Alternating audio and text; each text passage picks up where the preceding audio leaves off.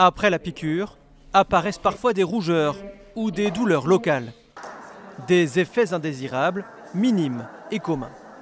Mais pour le professeur Eric Combe, le vaccin contre la Covid-19 développé par Pfizer et BioNTech aurait d'autres conséquences sur la santé. Selon les rapports auxquels il a eu accès, près de 16% des 18-55 ans ont eu plus de 38 degrés de fièvre ou plus dans les 7 jours suivant la seconde injection.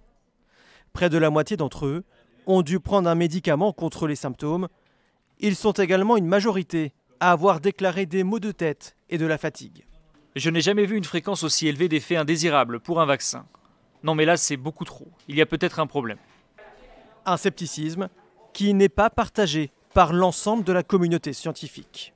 C'est un vaccin qui est extrêmement efficace, on sait, il est quasiment à 100% d'efficacité, donc il déclenche une réaction immunitaire qui se manifeste par des petits symptômes une fois que vous êtes fait vacciner, ça s'appelle des réactogènes. Il faut suivre ce que dira l'Agence européenne du médicament, ce sera bien plus intéressant que ce que dit Eric Combe, et donc une fois qu'on aura cette autorisation, les médecins pourront s'exprimer, une fois qu'ils auront lu la publication, et tout ce qu'aura dit Eric Combe sera balayé, je pense. Le patron de Pfizer a rassuré cette semaine sur la sûreté du vaccin, malgré la rapidité de son arrivée sur le marché.